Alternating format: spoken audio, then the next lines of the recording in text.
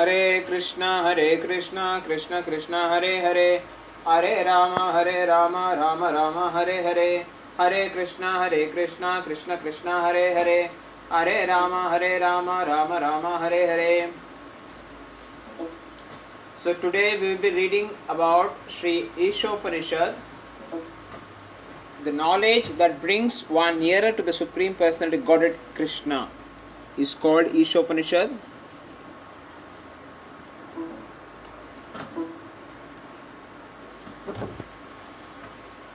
The knowledge that brings one nearer to the Supreme Personality Godhead Krishna is called Isopanishad. Introduction.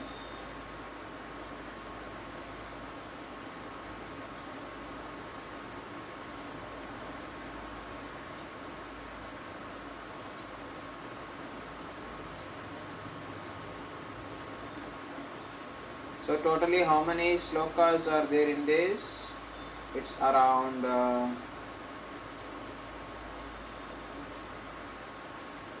18 slokas. So it's around 18 slokas, 18 mantras. So introduction. The teachings of the Vedas, delivered as a lecture by His Evangelist A.C. Bhaktivedanta Swami Prabhupada on October 6, 1969 at Conway Hall, London, England. Ladies and gentlemen, today's subject matter is the teachings of the Vedas. What are the Vedas? The Sanskrit verbal root of Veda can be interpreted variously, but the purport is finally one. Veda means knowledge. Any knowledge you accept is Veda, for the teachings of the Vedas are the original knowledge. The conditioned state, our knowledge is subjected to many deficiencies. The difference between a conditioned soul and a liberated soul is that the conditioned soul has 4 kinds of defects. The first defect is that he must commit mistakes. For example, in our country, Mahatma Gandhi was considered to be a very great personality, but he committed many mistakes. Even at the last stage of his life, his assistant warned Mahatma Gandhi, "Don't go to the New Delhi meeting. I have some friends and I have heard there is danger." But he did not hear. He persisted in going and was killed. Even great personalities like Mahatma Gandhi, President Kennedy, there are so many of them make mistakes. To err is human. This is one defect of the conditioned soul. Another defect to be illusion. Illusion means to accept something which is not. Maya. Maya means what is not. Everyone is accepting the body as self. If I ask you what you are, you will say, "I am Mr. John, I am rich man, I am this, I am that." All these are bodily identifications. But you are not this body. This is illusion. Third defect is a cheating propensity. Everyone has the propensity to cheat others. Although a person is fool number 1, he poses himself as very intelligent. Although it is already pointed out that he is an illusion and makes mistakes, he will theorize, "I think this is this," but he does not even know his own position. He writes books of philosophy, although he is defective, that is his disease, that is cheating. Lastly, our senses are in fact imperfect. We are very proud of our eyes. Often someone will challenge, "Can you show me God?" But do you have the eyes to see God? You will never see if you haven't the eyes. If immediately the room becomes dark, you cannot even see your friends, your hands. So what power do you have to see? We cannot therefore expect knowledge, Veda, with these imperfect senses. With all these deficiencies in conditioned life, we cannot give perfect knowledge to anyone. Nor are we ourselves perfect. Therefore we accept the Vedas as they are. You may call the Vedas Hindu, but Hindu is a foreign name. We are not Hindus. Our real identification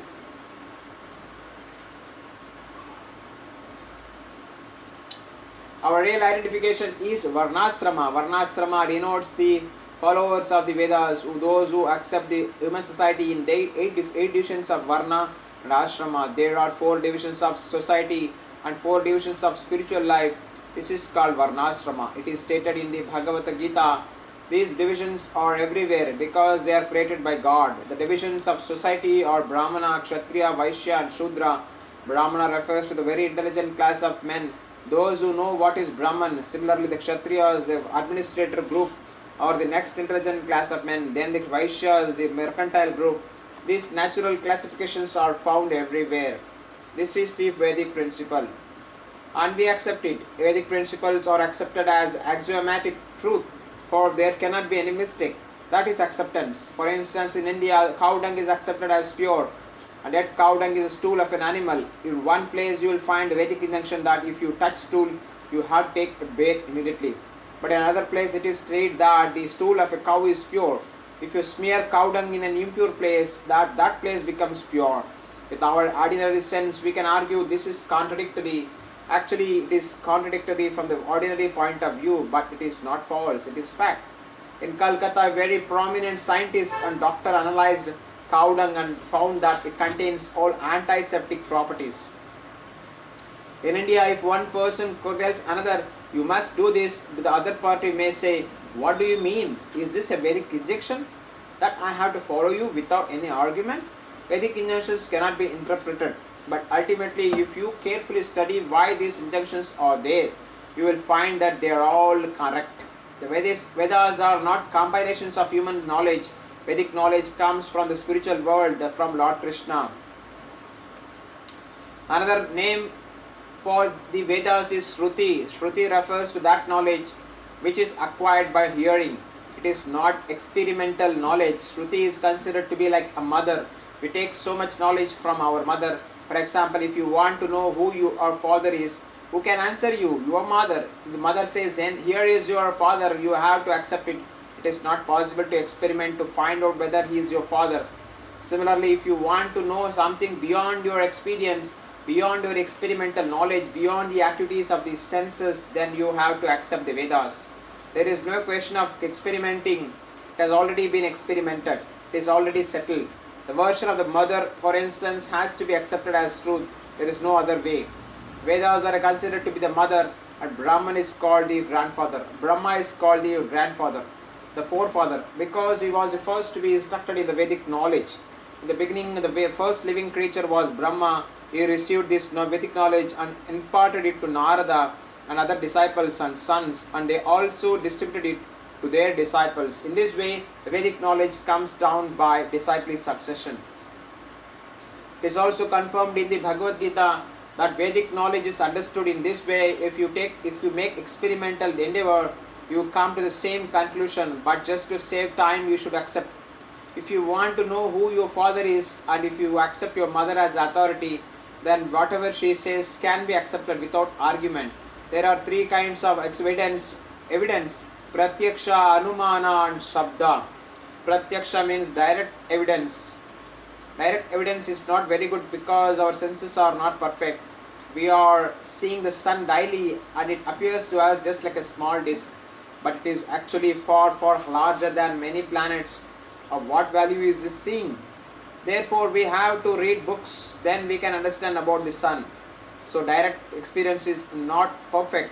Then there is Anumana, inductive knowledge. It may be like this: hypothesis.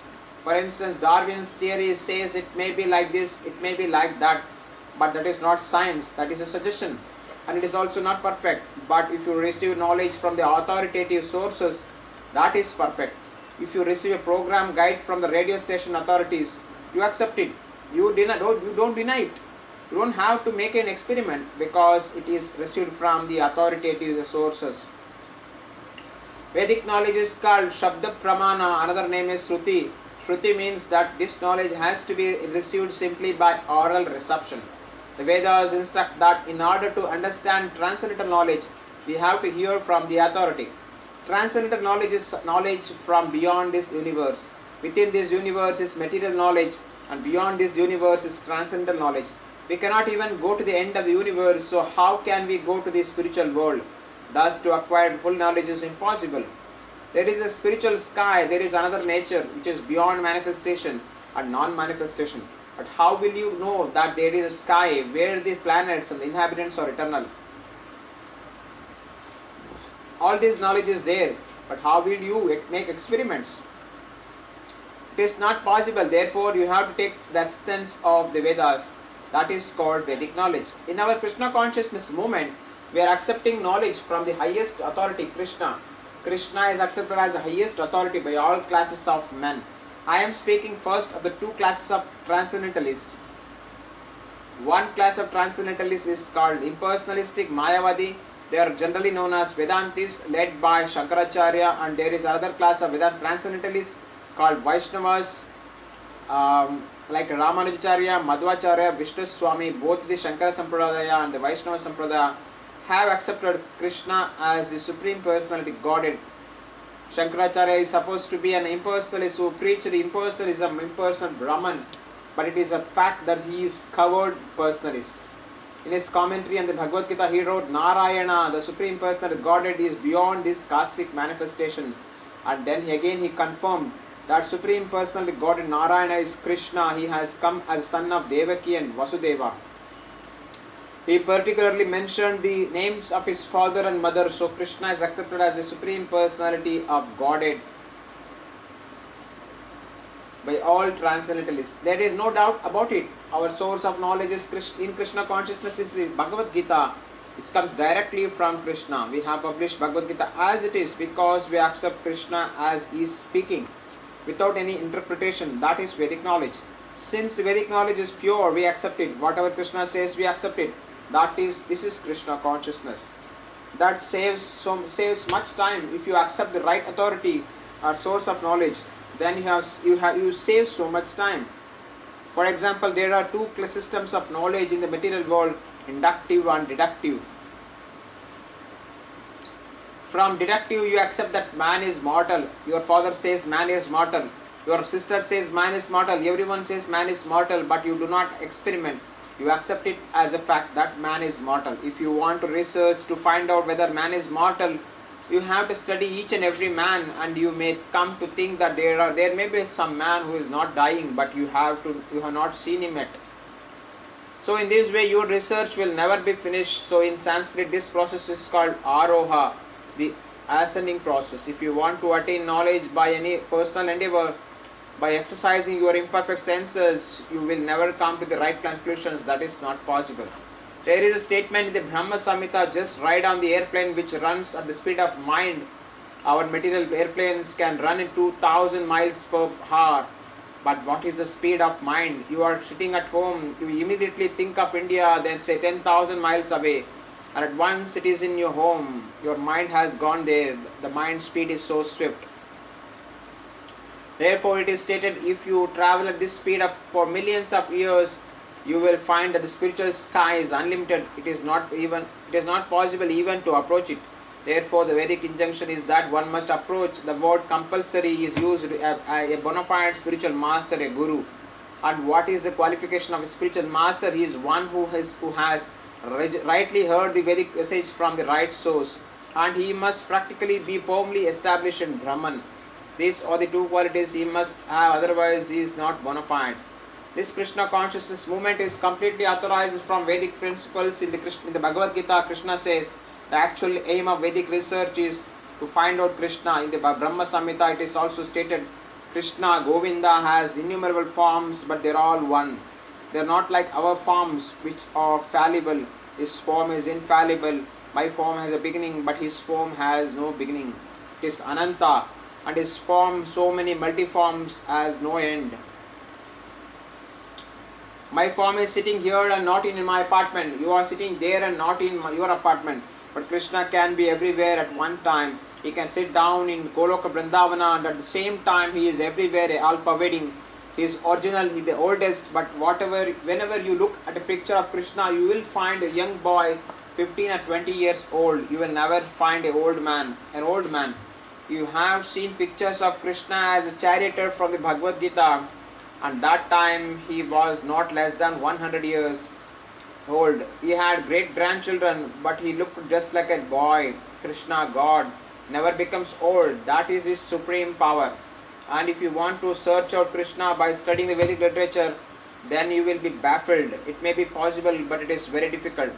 But you can very easily learn about him from the devotee, from his devotee. His devotee can deliver him to you. Here he is, take him. That is the potency of Krishna's devotees.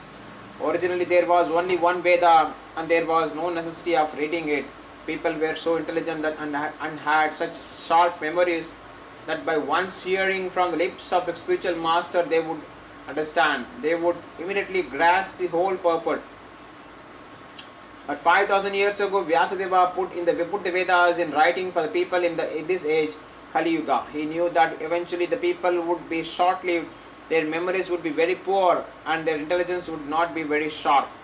Therefore, let me teach this Vedic knowledge in writing. He divided the Vedas into 4: Rig, Sama, Atharva, and Yajur. Then he gave the charge of these Vedas to his different disciples. He then thought of the less intelligent class of men, Sri, Shudra, and Dvijabandhu. He considered the women class and Shudra class, worker class, and Dvijabandhu. Dvijabandhu refers to those who are born in a high family but who are not properly qualified. A man who is born in the family of a Brahmana but is not qualified as a Brahmana is called Dvijabandhu. For these persons, he compiled the Mahabharata, called the History of India, and the 18 Puranas. These are all part of the Vedic literature. The Puranas, the Mahabharata, the 4 Vedas, and the Upanishads. The Upanishads are part of the Vedas. Then Vyasadeva summarized all Vedic knowledge for scholars and philosophers in what is called the Vedanta Sutra. That is the last word of the Vedas. Vyasadeva personally wrote the Vedanta Sutra under the instructions of Narada, his Guru Maharaja, spiritual master, but still he was not satisfied. That is a long story described in Srimad Bhagavatam. Vyasadeva was not very satisfied even after compiling many Puranas and Upanishads, and even after writing the Vedanta Sutra. Then his spiritual master Narada instructed him, "You explain the Vedanta Sutra." Vedanta means ultimate knowledge, and the ultimate knowledge is Krishna. Krishna says that throughout all the Vedas one has to understand him. Vedaist sarvairaham eva vedyaha. Krishna also says, Vedanta Krid, Vedavid, Veva Chaham. I am the compiler of Vedanta Sutra and I am the knower of the Vedas. Therefore, the ultimate objective is Krishna. That is explained in all the Vaishnava commentaries on Vedanta philosophy. We Gaudiya Vaishnavas have our commentary on Vedanta philosophy called Gaudi Govinda Bhashya by Baladeva Vidyabhushana. Similarly, Ramanujacharya has a commentary and Madhvacharya has one. The version of Shankaracharya is not the only commentary. There are many Vedanta commentaries, but because the Vaishnavas did not present the first Vedanta commentary, people are under the wrong impression that Shankaracharya's is the only Vedanta commentary. Besides that, Vyasadeva himself wrote the perfect Vedanta commentary, Srimad Bhagavatam. Srimad Bhagavatam begins with the first words of the Vedanta Sutra, Janmadi Asyataha, and that Janmadi Asyataha is fully explained in Srimad Bhagavatam. Vedanta Sutra is simply hints at what is Brahman, the absolute truth. The absolute truth is that from whom everything emanates. This is summary, but it is explained in detail in Srimad Bhagavatam. If everything is emanating from the absolute truth, then what is the nature of the absolute truth? That is explained in Srimad Bhagavatam. The absolute truth must be consciousness. He is self-effulgent, Swarat. We develop our consciousness and knowledge by receiving knowledge from others, but for him it is said that he is self-effulgent. The whole summary of Vedic knowledge is with some Vedanta Sutra, and the Vedanta Sutra is explained by the writer himself in Srimad Bhagavatam. We finally request those who are actually after Vedic knowledge to try to understand the explanation of all Vedic knowledge from Srimad Bhagavatam and the Bhagavad Gita.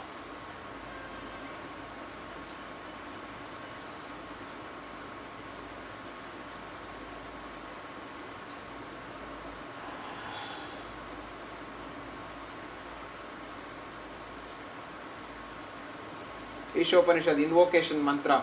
Om Purnam Adah Purnam Idam Purnat Purnamudachyate Purnasya Purnamadaya Purnameva Vasishyate.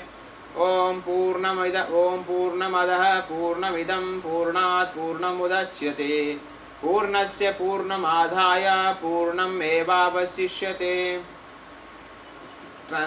Om, the complete whole, Purnam, perfectly complete, Adaha, that Purnam, perfectly complete, Idam, this phenomenal word,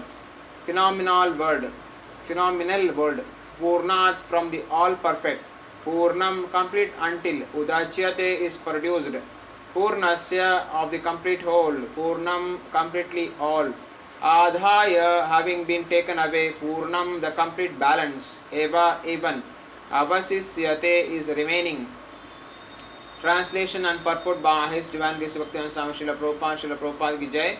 The personality of Godhead is perfect and complete, and because He is completely perfect, all emanations from Him, such as this phenomenal world, are perfectly equipped as complete wholes. Whatever is produced of the complete whole is also complete in itself. Because He is a complete whole, even though so many complete units emanate from Him, it remains a complete balance. Srila Prabhupada ki jai. The complete whole, or the absolute, supreme absolute truth, is the complete personality of Godhead. Realization of impersonal Brahman or of Paramatma, the super soul, is incomplete realization of the absolute complete. The supreme personality of Godhead is Sachidananda Vigraha. Realization of impersonal Brahman is realization of his Sat feature, or his aspect of eternity, and Paramatma realization is realization of his Sat and Chit features, his aspects of eternity and knowledge. But realization of the personality of Godhead is realization of all the transcendental features, Satchit and Ananda bliss. When one realizes the Supreme Person, he realizes these aspects of the Absolute Truth in their completeness. Vigraha means form, thus the complete whole is not formless.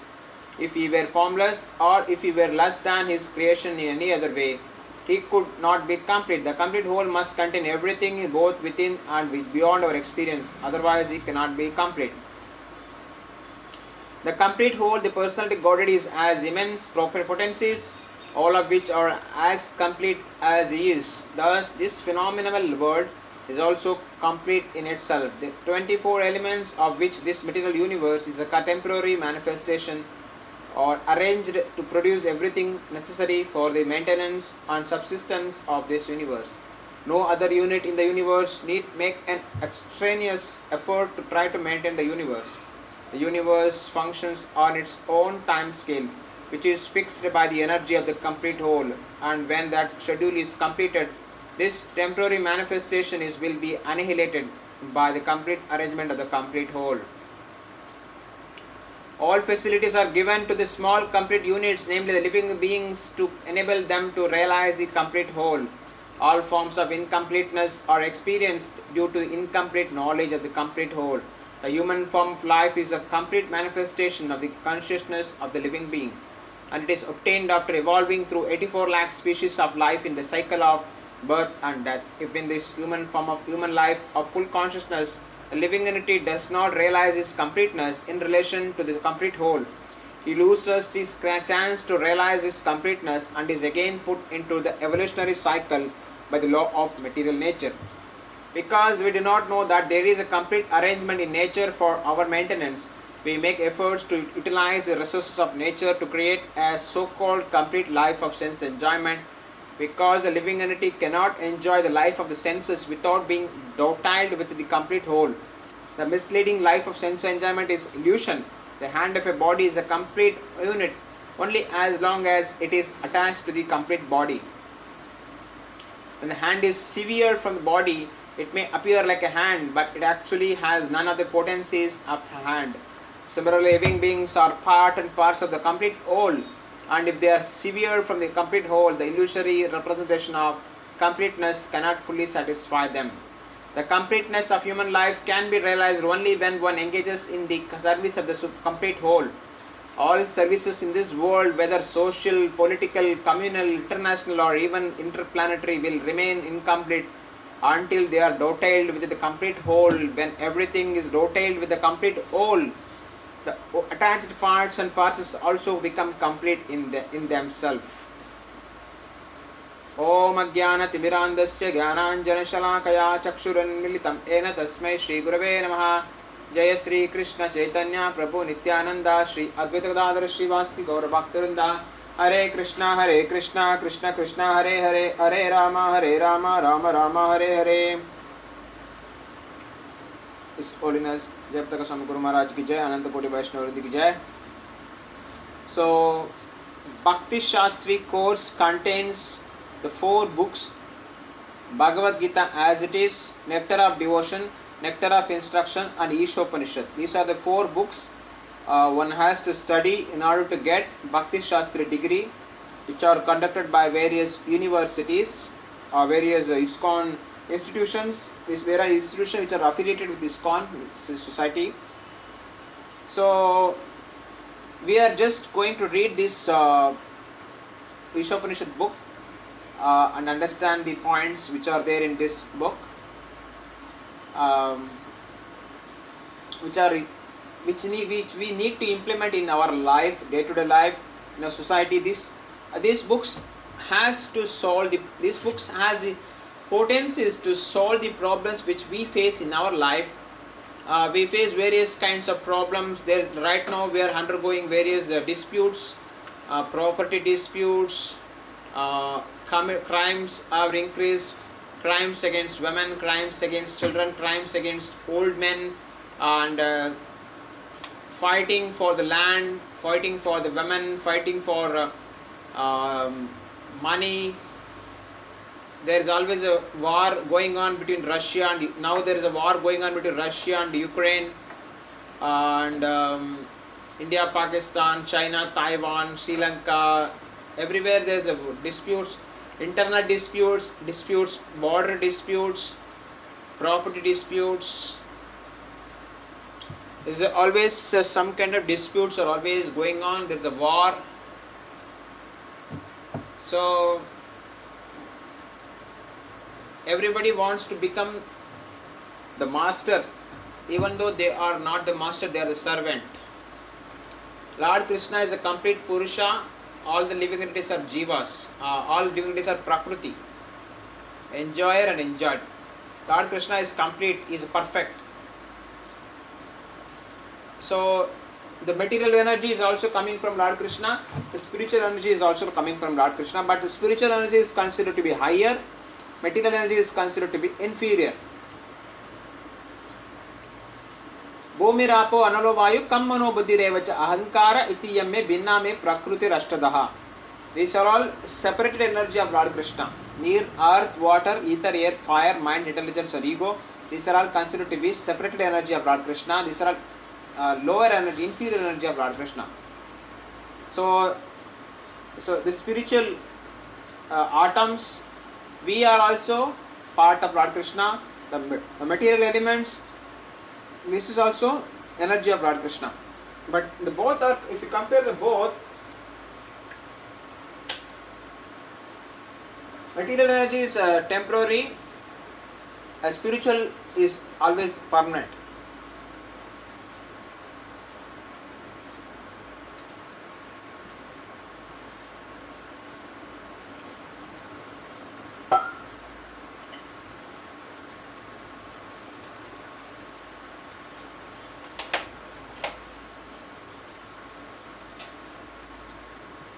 So this material world, it seems to be changing every day, every minute, every hour.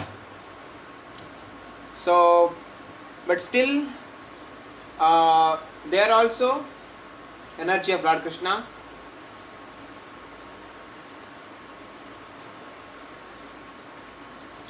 So, generally we say, if we take, suppose there is a billionaire is there, some rich person is there, you take 100 rupees from him, nothing is going to lose from, he is not going to lose anything. If you take 1000 rupees, then he is not going.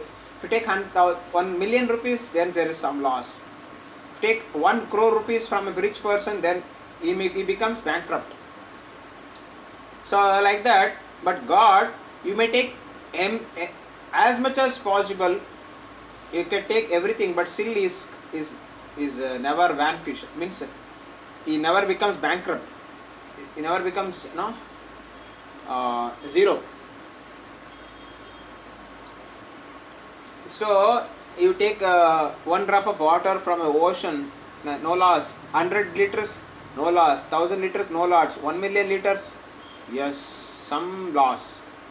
But God is not like that. You take any quantity of things from him, but still is complete. God provides for our necessities. Is a eko bahunam yo vidadati kaman, but by providing us, he does not lose anything.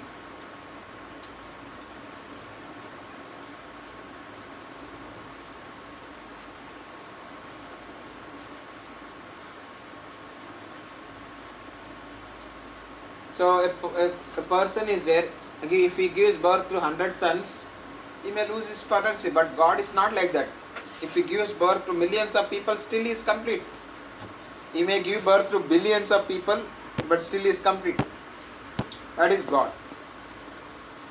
Now we see 100, somebody is making 100 disciples, 1000 disciples, 10,000 disciples, he becomes very difficult to manage the disciples, but God is not like that. He can make 100 disciples, 1000 disciples, 1 billion disciples, but still he is complete.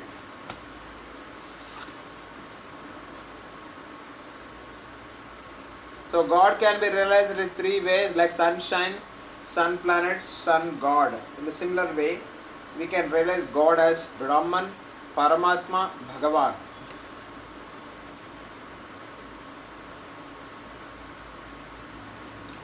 So God, the complete whole or the supreme personality, God, absolute truth, is the complete personality of Godhead.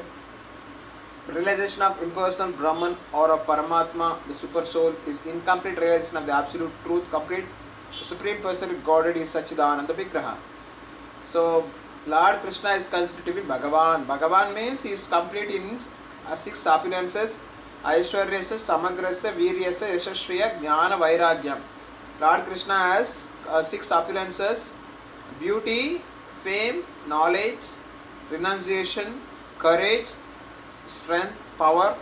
All these opulences are complete in Lord Krishna. That's why he is called Bhagavan. Paramatma means Guru. Brahman means eternality. Soul is on the material platform.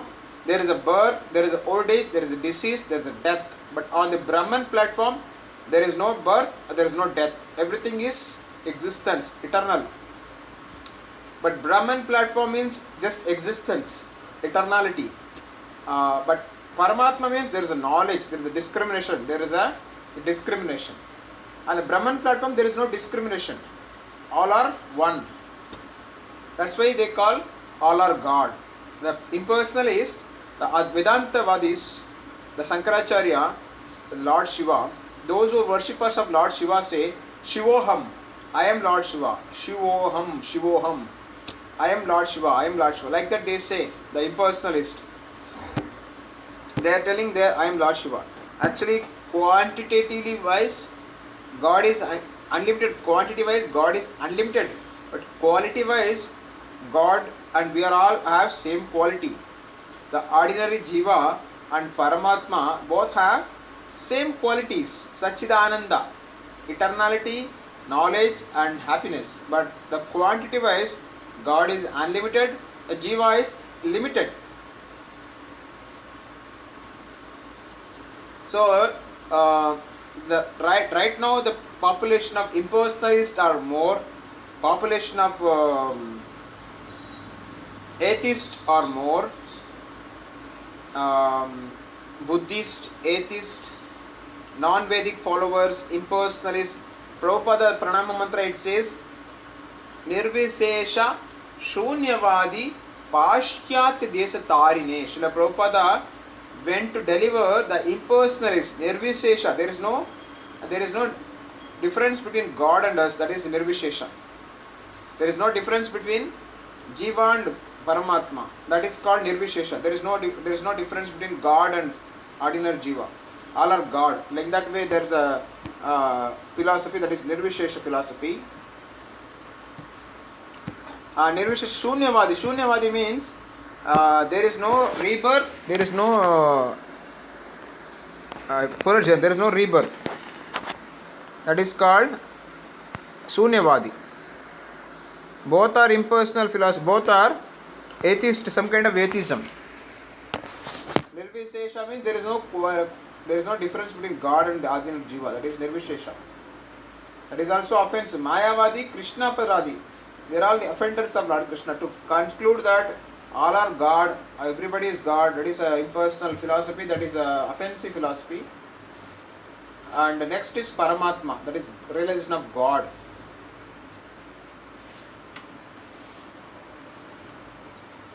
So Paramatma means Balaram, Adi Guru Balaram is a Paramatma. These are all incomplete realization of the absolute Krishna. So God, if you want to realize God, you will realize God in Tirupati. You see Tirupati, how beautiful God, Lord Balaji. Tirupati, you see Tirupati temple is complete in beauty.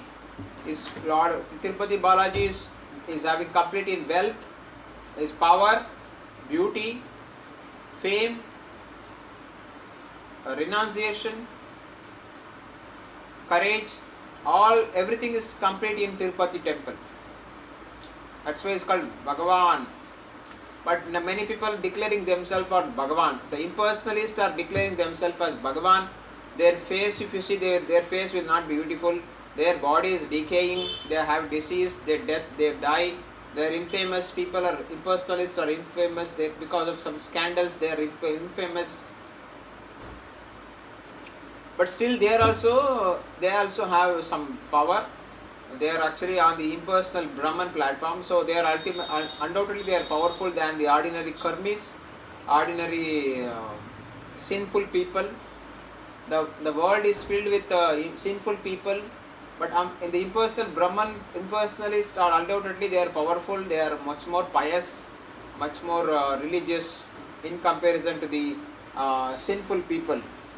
These impersonalists, they are engaging in charitable activities. They will open schools, colleges, hospitals. They are undoubtedly much better than the karmis or those who are meat eaters, gambling, intoxication, illicit sex. These are all sinful activities. The impersonalists are at least better than these sinful people. So, but they are telling they are God. That is a mistake. There are people who follow them also. Impersonalist people, they are worshipping the impersonalist as God, like Sai Baba, Puttaparthi Sai Baba, Shirdi Sai Baba, like so many people are Ramakrishna Paramahamsa, Vivekananda, so many people are there. They are being worshipped as God now also. Like that, so many people are there. Arup Parent Jodi, like that, so many things are there. Impersonalists, they're all impersonalists.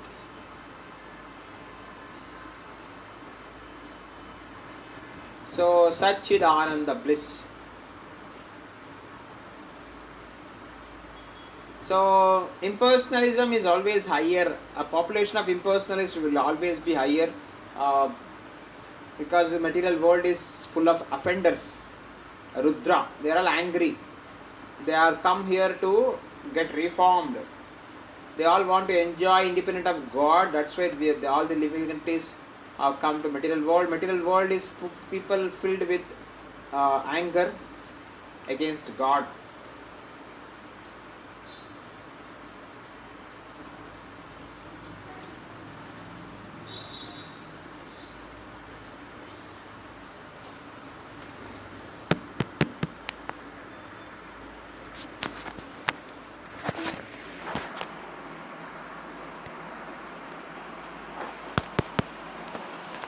So spiritual progress is step by step.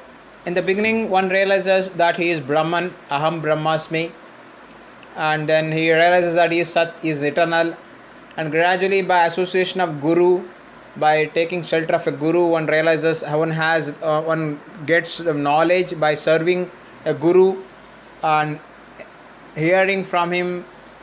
तद्विद्धि प्रणिपातेन परिप्रश्नेन सेवया उपध्यक्षन्ति ते ज्ञानं ज्ञानिनः तददर्शिनः. So one has to take shelter of a guru and serve him obediently and then inquire from him submissively. In that way he gets some knowledge, that is Paramatma, and then Sat Chit, and then gradually a guru will teach about God, and Guru will also engage in the service of God. In that way, one realizes Bhagavan. So, in that way, Sat Chit Ananda, three aspects of God. Step by step, one progresses. Sat Chit, by association, only by pious, only by humble, sincere attitude that one gets a Guru.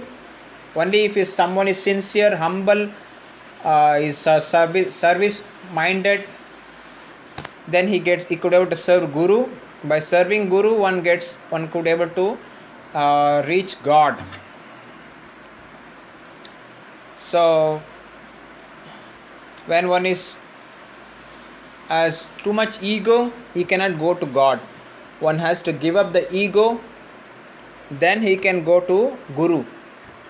By serving Guru, one can go to God.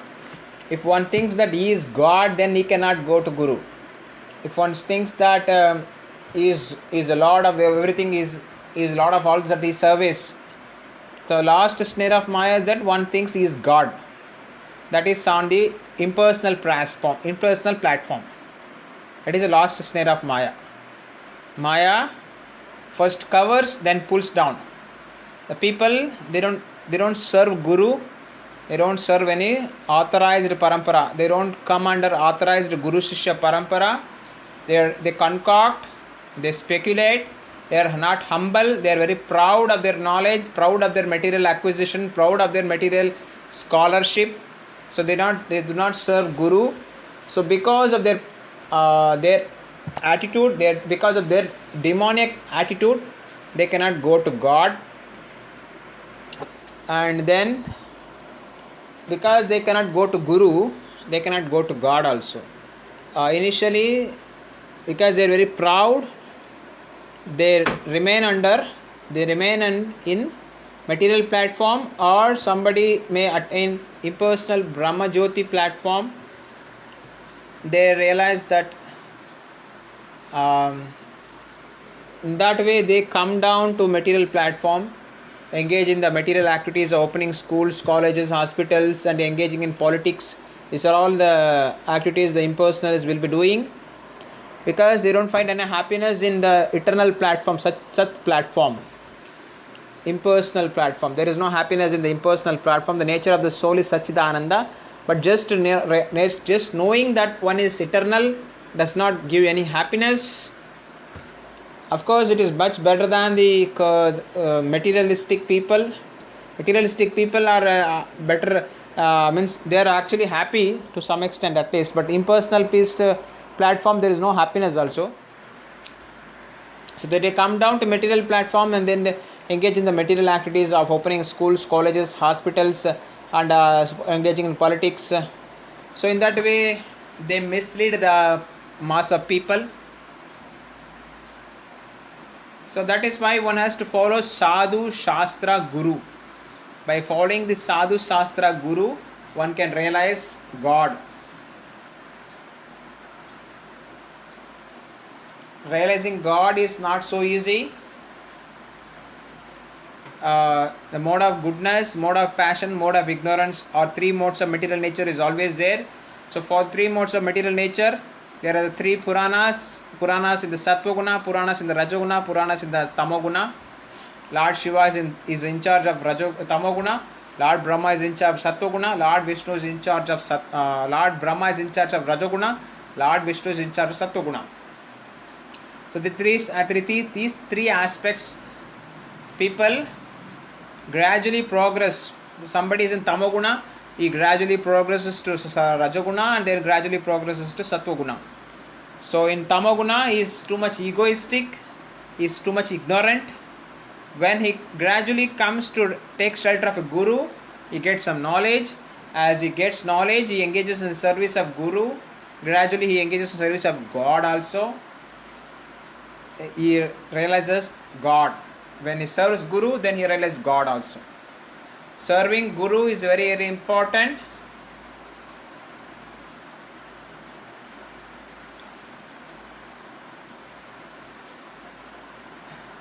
So God created this world.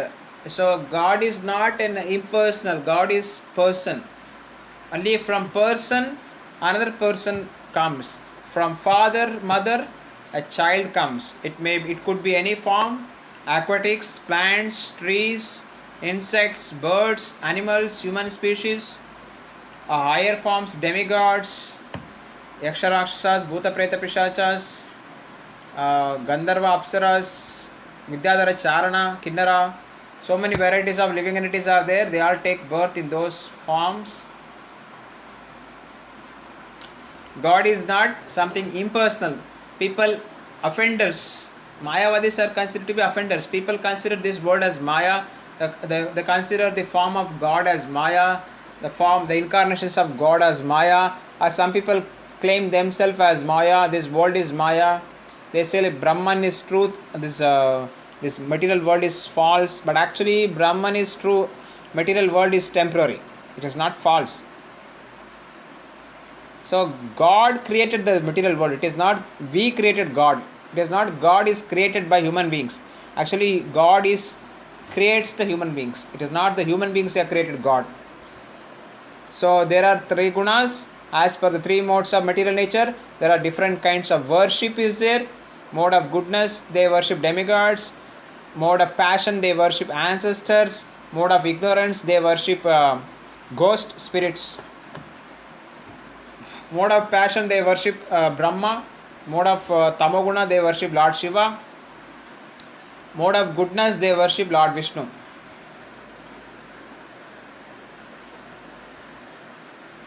So in that way,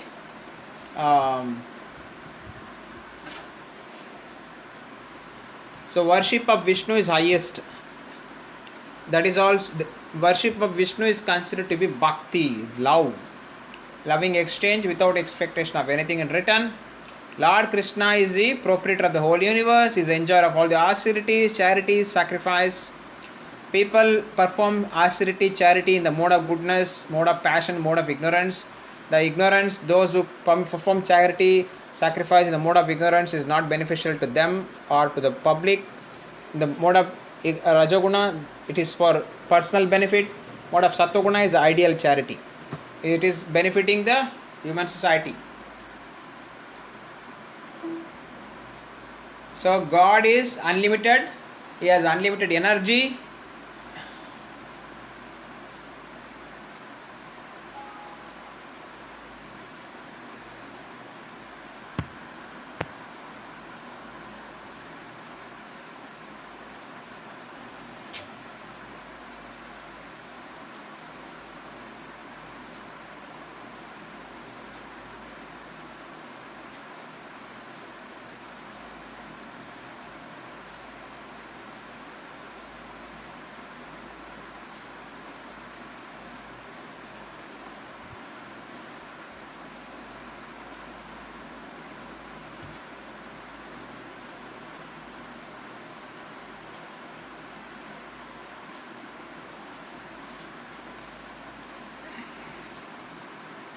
So the material world is consisting of earth, water, ether, air, fire, mind, intelligence and ego.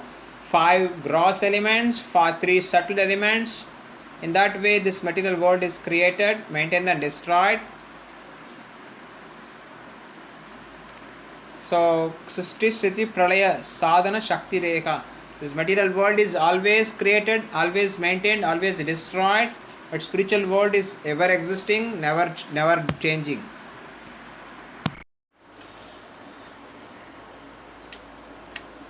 Lord Krishna has all the potencies incomplete. So anything you see, the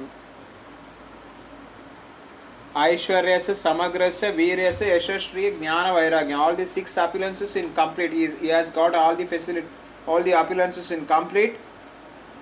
He has got the spiritual energy, material energy, marginal energy. So all are his energies. So spiritual world is full of bliss, eternality, knowledge. Material world is just opposite of that, full of distress, full of ignorance, full of everything is temporary. Material world. Spiritual world is everything permanent. Everything is everyone is full of knowledge person. Everybody is happy. Material world, everyone is distressed. Everything is temporary. Everyone ignorant. So even in spite of that, still this material world is also can be engaged in service of God.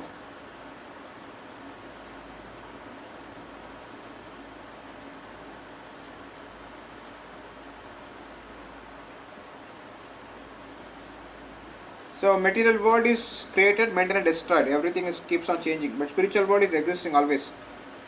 So in the material world, there is a time, the kala. The kala is there. Because of the time, everybody is working. The sun moving, sun, moon, Mars, Mercury, Venus, Jupiter, Rahu, Saturn, Ketu, all the planets are moving because of the time factor. All planets are moving in its own orbit because of the time. God is providing the necessities of all the living entities. Different varieties of living entities, different varieties of enjoyment for them. So somewhere there is a ghee, somewhere there is a ocean of ghee, somewhere ocean of liquor, ocean of milk, ocean of honey, or everything like that. All kinds of metals, gold, silver, all kinds of jewels, emerald, pearls, ruby, sapphire,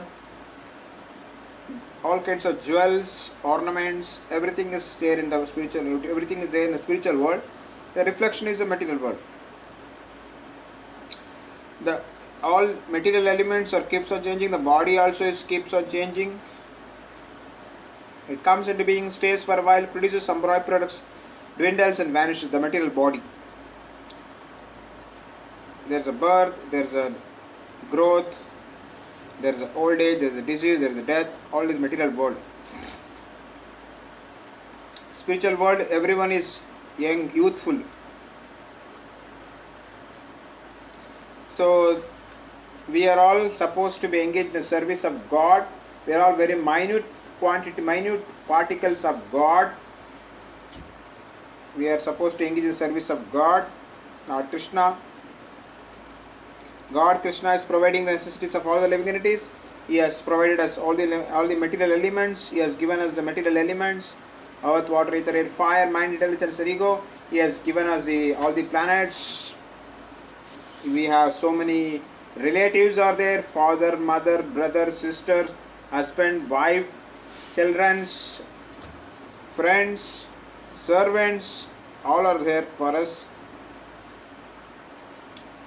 So we are given all kinds of comforts to realize God, to realize ourselves.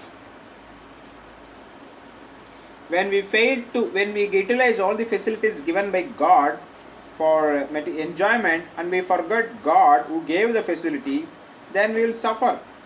If we do not recognize the God, we do not recognize the Supreme Father, then we will fight among ourselves. Because of selfishness, we fight among ourselves. Because of ignorance, we fight among ourselves. In comparison to other forms of life, human form of life is much better. The much better facilities are being provided to human form of life. We have to realize about God in this form of life. Other forms is very difficult. The consciousness is not developed. Living entities are gradually evolving from aquatics. That's Jalaja Navarakshani 9 lakh aquatics, Tavara Lakshamsati 20 lakh plants, trees, Krumaya Rudra Sankhyaakam 11 lakh insects, 10 lakh birds, 30 lakh animals, at last 4 lakh human species. So it is of all species, human form is higher. Only in human form of life can we realize about the problems of life, the cycles of repeated birth and death. So we are very highly developed. Human being is having very highly developed consciousness in comparison to other aquatics, birds, insects. In comparison to other forms of life, human being is having higher consciousness. So we have to utilize the higher consciousness for the service of God. We have to utilize the higher consciousness to realize our own self. So if you are not utilizing this if you are not performing our actual purpose of human form of life, then we will suffer and we may degrade. If we do not realize ourselves and get promoted to higher forms of life, then we will degrade to lower forms of life. There is always a, if you are situated in the mode of goodness, we will go to higher planets, higher forms of life. If we are situated in the mode of passion, we will remain in the earthly planet. If we are situated in the mode of ignorance, we may degrade to lower forms of life. We may even degrade to animal life also. God is providing for all facilities for all kinds of living entities. Material nature is a Prakriti, Lord Krishna is a Purusha, he is a father, material nature is a mother. Mother material nature is providing all us different kinds of bodies to enjoy the life in this world.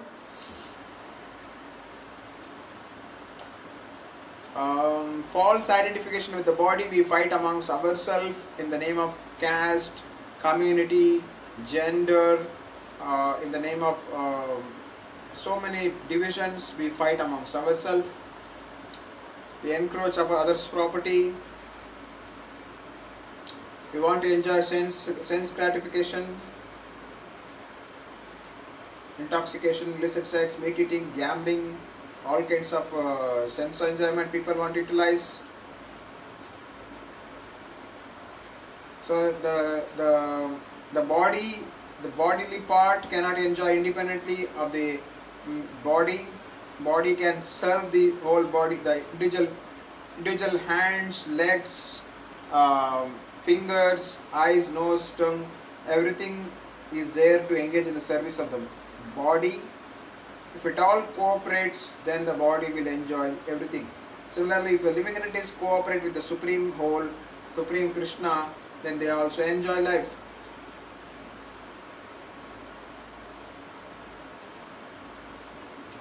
So we are creating so many we were constructing so many flyovers, we are constructing so many motor cars, inventing so many machines, so many satellites, television, mobiles, so many things we are inventing every day, so many electricity, petrol, for enjoying this world. Artificial lifestyle we have created, but spiritual life, there is no need of modern facilities. Spiritual world, everything is by remembrance, by thought, one gets everything. Chinta mani. By remembrance, by thought, one gets everything. Material world, we utilize many machines for leading comfortable life, but spiritual world, all are spirit. Anything you think, you will get it. So the individual bodily parts cannot enjoy independently. If I want to eat some nice rasagulla, I can pick it up through my hand and hold it in my mouth, and the tongue will be there. The tongue will enjoy the taste. The teeth will chew it. Then I enjoy the rasagulla. But individually I cannot enjoy. The hand itself cannot enjoy. The hand can take it and put it in the mouth. If the mouth enjoys, the body also get nourishment. So we are part of God. We utilize in the service of God. Then the part we also enjoy life.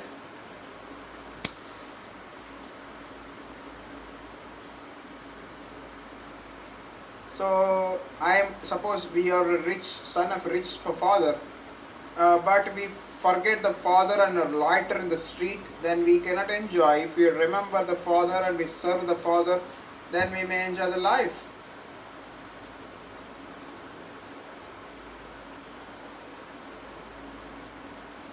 The material world is everything is temporary. The spiritual world, everything is permanent. We want to enjoy independent of God.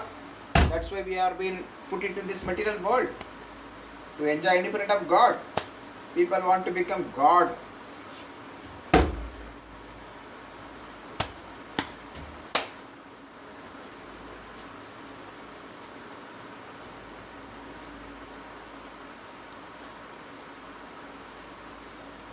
So just if there's a big empire is there, there's an emperor is there. Small states cannot enjoy independent of the emperor. They have to cooperate with the emperor. Then they can have safety and prosperity. If they want to independently live of the emperor, then they may perish They may not. If there is a cloud in the sky, it has to reach big clouds. If it remains in individually, there is no use. Similarly, if we are all small states, if we all together we made a big country, if individually we remain, then we may be attacked by other, we may cease to exist as a country. Small states cannot rule over. We all cooperate together, then we can enjoy life. So God has created, He is the Lord of the universe. Lord Jagannath is the enjoyer of all the austerity, charity, sacrifices we do. He is the master of the entire universe. We have to recognize this. This is the peace formula. If you all think that I am the Lord of all, that is I am God, I am independent, I am not servant of anybody, I am the God. If we think like that and we want to enjoy independent of God, then we will suffer. The time will destroy everything. Mrityuhu sarvaharascha sham. The death will take away everything. Our name, fame, popularity, beauty, wealth, everything is destroyed at the time of death.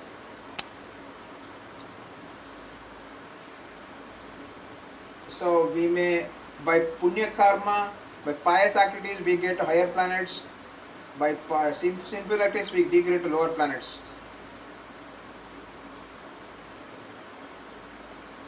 So whether any form of life, demigod or human being or a ghost or animal, everything is created by God, everything is maintained by God, everything is destroyed by God.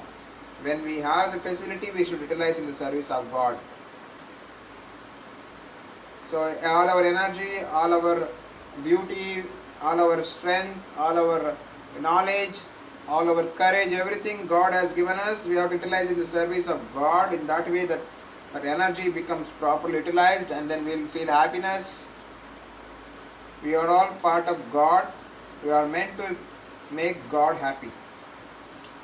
If we make God happy, we will also be happy.